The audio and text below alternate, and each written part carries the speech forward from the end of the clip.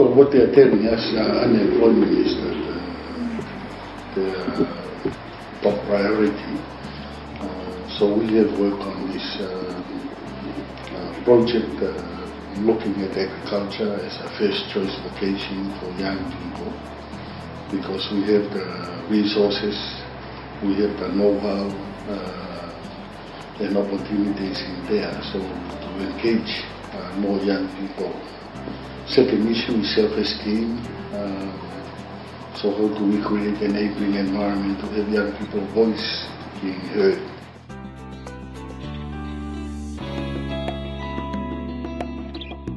When we talk about climate change, sometimes it doesn't make sense. What does that mean? But we have seen quite a few floods lately. That a few, for example, in Tonga, last year we saw for the first time in my area families being evacuated because of flood, which never happened before. Some of the other islands, huge erosion is happening. So there's a lot of things that are happening now that young people are starting to see where we are going and what are we doing about some of these issues. Because as we look at sea level rise and erosion, some of our islands may not be there by 15 years.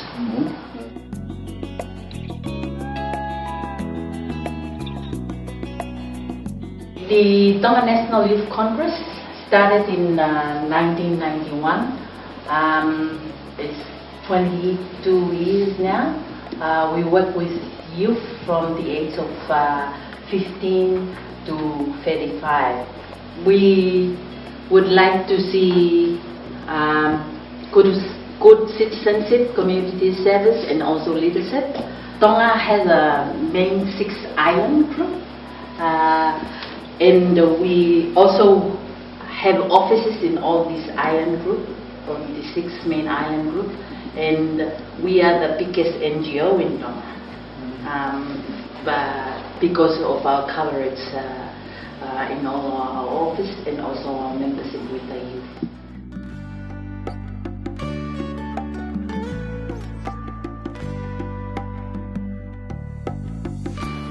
The whole youth come up with a top 10 issue where we can use as a baseline for our program, development program.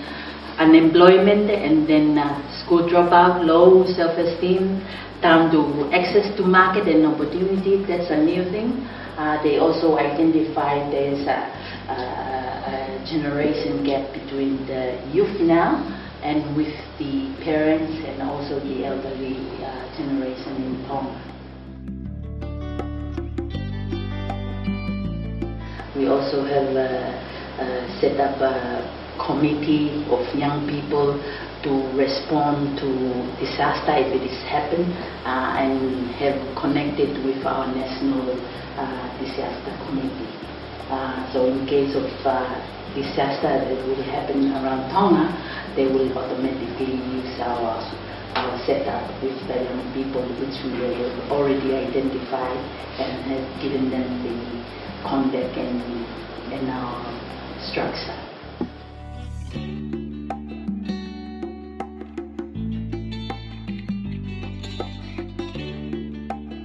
We also have the Future Organic Farmer of Tonga, which is the livelihood program, and this is a project that has been funded by Oxfam and New Zealand. In the Future Organic Farmer of Tonga, we do organic certification, and we also do a couple of the farm management training. We do grower registration, and we also do site inspection, VCO unit training. In 1998, we have a program based from the need from the youth, from the young people, that they needed to to look at agriculture as a source of employment. As a solution to address environmental issue, at the same time give employment to young people, they decided to make a resolution that every agricultural activities that youth are doing in Tonga will be organic as a way of addressing these issues. Since our certified grower, 54 certified grower, just skyrocketed from 483, now we have 2,842. The future organic farmer of Tonga, we have other different organic products, vegetables, and this is from the women group. The vegetables is just for our local market, and it's basically green leaves and tomatoes, I think. But we are slowly developing this unit there.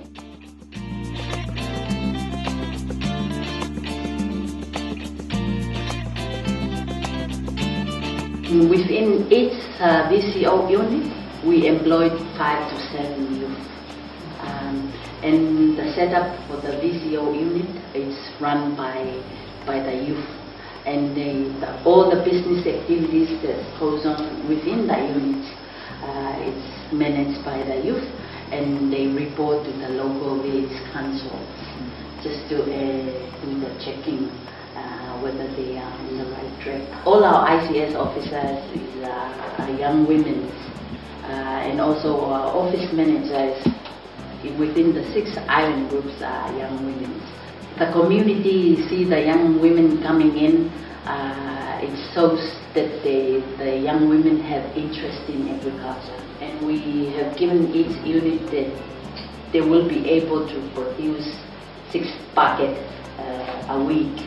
But these 8 VCO who are in operation now, they exceed the production rate. They produce up to 8-10 buckets a week. And the bucket is 20 liter. Locally, we are selling it to ice cream factory, also a duty-free shop, also the local market for some of the big shopping around town. How do the youth in Tonga perceive the VCO unit? Is it something very attractive that they want to be part of? Oh, each one has developed there. I was surprised. I'm not a fan of Facebook. I look at we have a Facebook page, and then I decided to just go inside and have a look. And I see each VCO unit have a Facebook. with all the upload of photo on their activities in the VCO unit. They are scraping the coconut, and I was, who do the upload? Obviously, the youth in the island and the VCO just contact the youth of the same villages in the mainland and upload them constantly on what's going on in the, and it's becoming a social unit for them to discuss on the Facebook. I think we're giving opportunities and motivation for a lot of young people who never see anything happening in their island. One of the Central Island group, and the town officer was so excited. He said, my son called me from USP, called me University of Pacific, that you'll probably be better off coming home to work at the VCO and not continue his education at USP. And I said, no, don't do that. Tell him to finish his education. The VCO will be here after he finished. But so that sort of excitement we are seeing out there with young people, and I think also because they own. A lot of the youth who have come through the program and worked through the organization have moved on to another organization ministry, but they have fond memories of the Tonga National Youth Congress, and occasionally they come back and just do work, volunteer for us. Well, we've been quite I think just engaging, getting young people to engage in activities is quite a success. Getting young people to come together to discuss issues that affect their lives is a big success. I think that where we are moving with some of those activities are going to be bigger success in relation to employment and making money and looking at contributing to communities and starting a new business, introducing them to micro enterprise. So there's quite a few things that we are doing. I think we have a strong message that we are sending out people in Tonga. Young people need to make those changes and perceptions so that they are not like most of us elder one. We help create an enabling environment to help them be able to say what they want to say and do what they want to do.